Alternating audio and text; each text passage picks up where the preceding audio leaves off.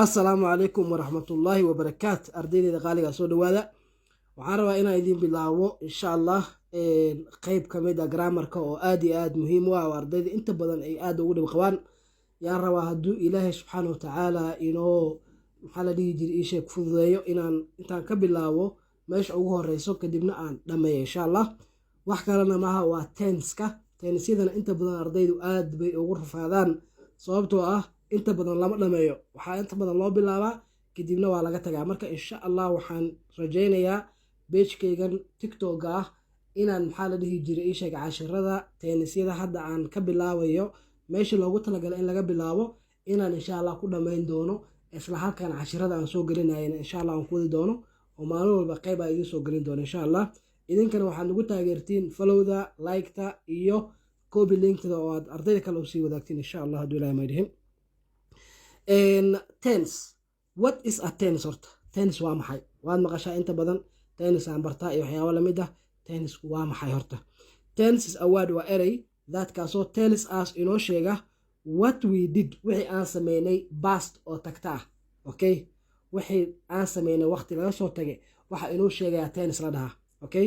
What we are doing waxa aan sameynayno oo present taagan ah ama xaadir ah waxa noo sheegaya Allah tense. And iyo what we will be doing waxa aan sameyn doono oo future mustaqbalka ah intaas ayuu ka kooban yahay macnaha waa tagto taagan iyo timaadu ka hadlaa tenniska. Then kinds of tenses noocyada kala baxo tenniska.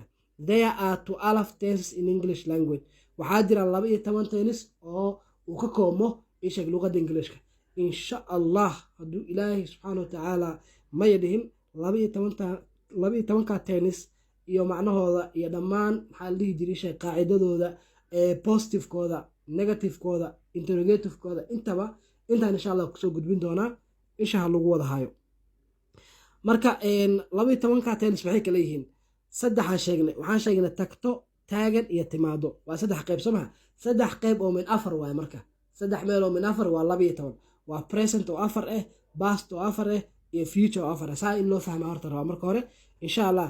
Then present-ka waxay ka koobantaa simple present tense.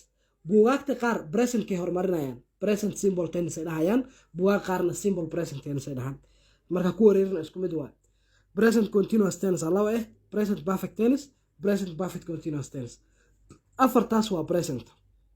Past uma marka simple past tense buugaagta qaarna past simple tense ay dhahaan. Okay, past continuous tense ku xigta past perfect tense past perfect continuous tense afartaasna waa past.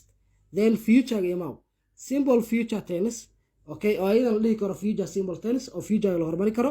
Okay, future continuous tense future perfect tense future perfect continuous tense. Okay, marka insha Allah mid kasta simple present tense muxuu yahay qaacidadeedu maxay tahay qaabkee loo qoraa markay tahay positive qaabkee ugu bedelayaa negative qaabkee ugu bedelayaa su'aal interrogative ah question ah intaas dhan insha Allah ayadoo 10 ah ayaa halkan kusoo gudbin doonaa hala taageero channelka waana mahadsantihiin.